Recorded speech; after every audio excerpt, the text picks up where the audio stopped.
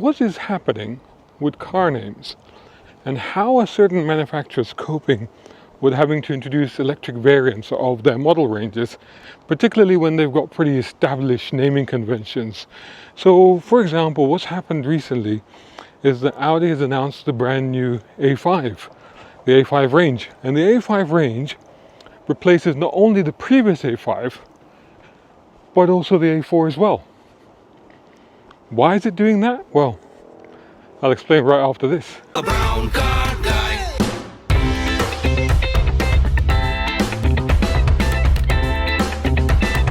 Brown car guy.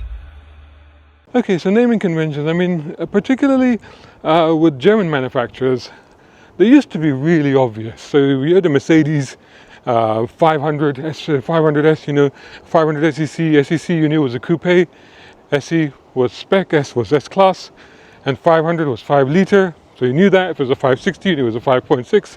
Same with BMW, so my 1989 E30 325i, you knew that that was a 3 Series 2.5 litre injection.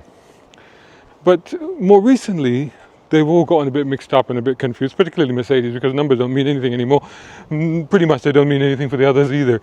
But what has actually further compounded things is manufacturers having, or legacy manufacturers I should say, manufacturers that are known for their petrol and their diesel cars, having to introduce electric versions of their cars, or electric additions to their model ranges.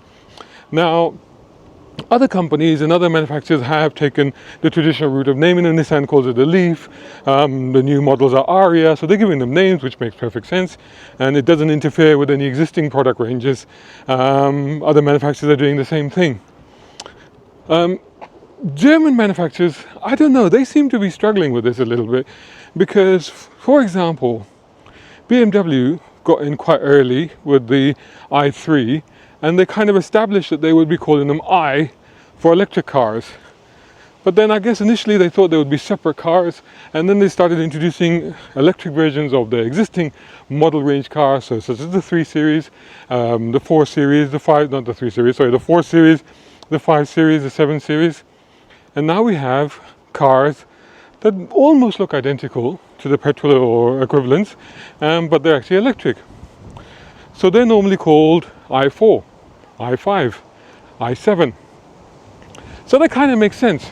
But what BMW announced recently was that they were going to take the I letter off the names of the other cars. So 330i, 325i, no longer the case. There won't be an I at the end of those numbers anymore. If they're petrol, they will just have those numbers. And the I now will be reserved exclusively for the electric variants. So i4, i5, i7, like I said.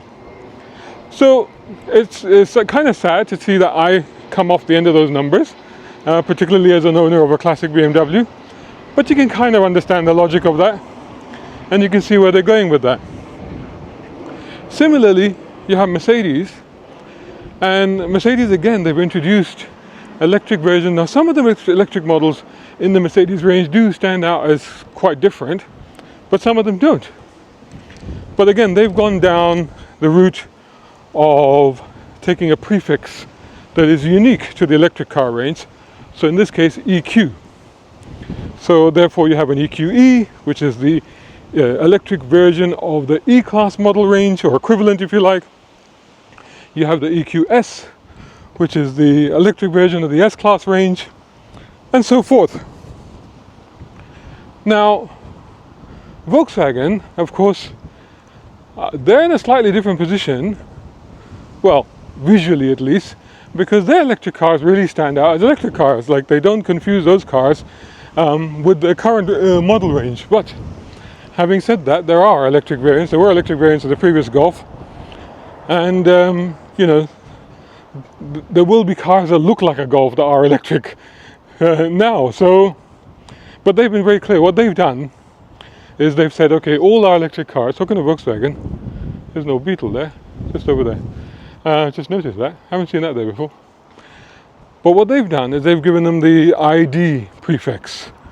So ID3, ID5, ID7, so you can see that those are electric cars. You can actually visually see that they're different, because most of them are quite different looking. ID Buzz. So that's the van, the new sort of spiritual successor to the original T2 camper van. But it has the ID, so you know, like, okay, it's electric. So this is how the German manufacturers have kind of tackled it, apart from Porsche, because Porsche has a Taycan, and the Macan EV is just a Macan, so they've stuck with names. Fair enough. Oh, sorry to interrupt. Are you enjoying the video? Well, make sure you've punched the like button. It helps. Audi, however, are really confusing things. So as I mentioned at the beginning here, just last week, Audi has announced a new A5 range to hit the UK. And the A5 range is hitting the UK as a saloon and as an estate car, so an Avant. So there'll be A5 Saloon, A5 Avant. Now, what Audi is saying is that the A5 is replacing the A4 as well. Why is it replacing the A4? Well, because from now on, what Audi has done is they've said that the odd number vehicles, A3, A5, A7, will be the internal combustion engine variants. And the even number models, A4, A6, are going to be electric. So that's, to be honest with you, for a regular, even for a journalist, that's really confusing. For a regular consumer, that will be doubly confusing.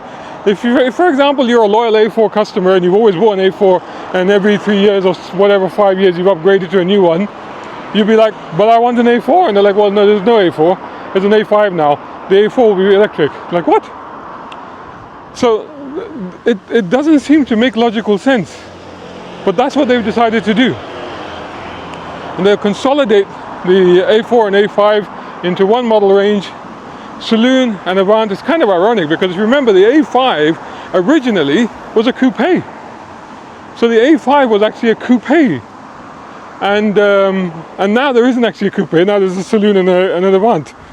Talking of Avants, what happens to two of my favorite Audis, the RS4 Avant and particularly RS6 Avant? Well, no, because they'll be electric now, because there's the 4 and the 6, they'll be electric. So I don't know if there's going to be RS versions of those cars, but I'm just saying that you won't have another RS4 Avant petrol, RS4 Avant, RS6 Avant petrol, because they can't do that now. Similarly, R8. Now R8's already been discontinued. That's a supercar, which used to have that V10 engine that was shared with the Lamborghini Gallardo Huracan. Now, which of course itself now is being replaced, but anyway, that's a different story. But the R8 of course has been discontinued, so any hope that there may have been, or there could be still, that the R8 might make a return, clearly it'll be electric, it won't be petrol. So that's, I just found that really interesting, and I thought that it's worth clarifying what is actually happening there with the Audi range. So if next time you go into an Audi showroom, and even I guess for a lot of loyal Audi customers, they'll be very confused about what's happened to my favorite Audi. Why is it no longer available as an A4? As an A6, what's going to happen to the A6? And the A8, what happens to the A8? So the A8 luxury saloon, is that only going to be electric now? Could well be. Anyway, as more and more details unfold, as more and more news comes out, of course, keep it locked to browncarguy.com and I will update you, a Brown Car Guy channel on YouTube. And let me know your thoughts on how manufacturers should be coping with integrating electric model ranges into their current model ranges. Catch you all in the next video.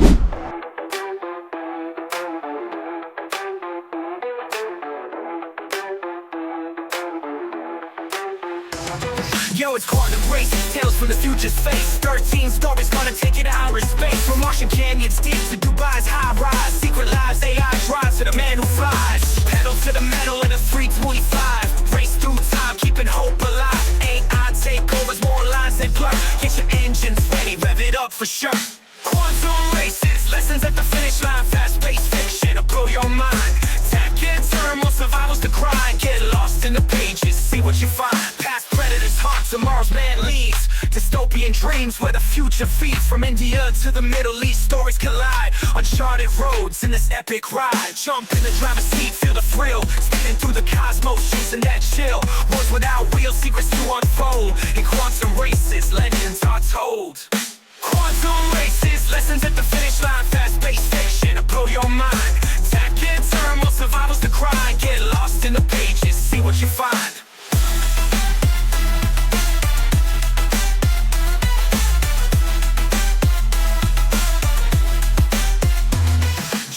Shout out time, guys. Thank you so much. Hey, if you enjoy my content, why not get involved? Buy me a coffee. You can do that at either of these links. Or if you're watching on YouTube, buy me a thanks or take out a membership. It all helps. It really does.